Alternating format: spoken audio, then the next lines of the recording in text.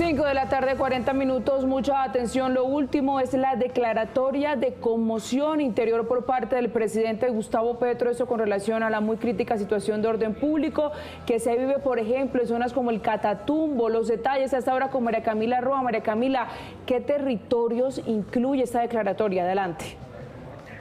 Alejandra, un gusto saludarlo a ustedes, los usuarios que nos ven y nos escuchan a esta hora. Pues aún no se conoce el decreto, pero por los detalles que hemos conocido aquí de fuentes de Casa de Nariño y también del mismo ministro de la Defensa, Iván Velázquez, sería específicamente por esta situación del Catatumbo para la región del norte de Santander. Esa declaratoria se puede hacer de manera departamental, por lo cual sería para esta región. El presidente lo anunció a través de un mensaje de su cuenta de X que dice lo siguiente: habla de los otros, pero se refiere a sí mismo. Han perdido la inteligencia, la revolución solo se puede hacer con el pueblo y sin violencia. Es la paz la bandera revolucionaria porque es la bandera de la vida. Se declara el estado de conmoción interior y el estado de emergencia económica. Espero del Poder Judicial su apoyo.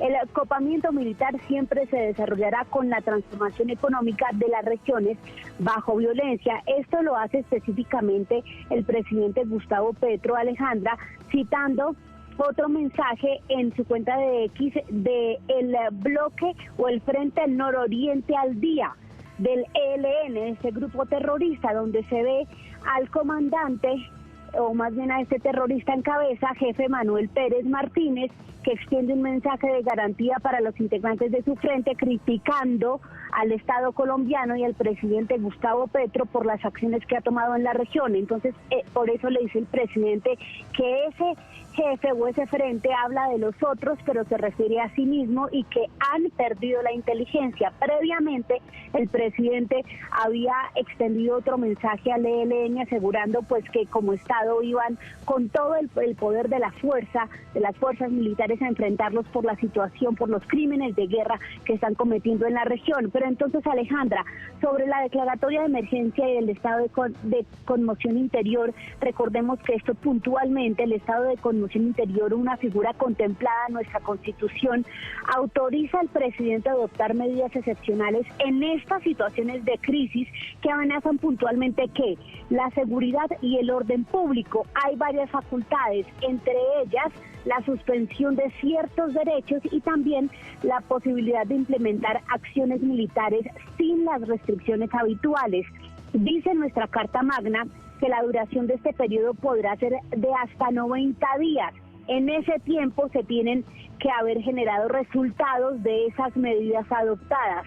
Esto dice la Constitución puntualmente que se tiene que dar en los casos de grave perturbación del orden público, pues situación que cumple, escenario que se cumple en el Catatumbo, y la emergencia económica le permite al gobierno puntualmente incluso imponer o generar nuevos impuestos por decreto que en el pasado se han conocido como esos impuestos para financiar las operaciones de las fuerzas militares. Recordemos que en el pasado el presidente Gustavo Petro ha sido crítico de la implementación o de estas declaratorias por parte de gobiernos como el del expresidente Uribe, pero en esta ocasión dice incluso en su mensaje que espera el respaldo del Poder Judicial, porque recordemos que la Corte Constitucional en su revisión le tumbó la declaratoria de emergencia económica en La Guajira, que el mandatario también aseguraba era necesaria para enfrentar la crisis de agua y de hambre y otras problemáticas que tiene la región. Con esto, Alejandra, entonces se confirma,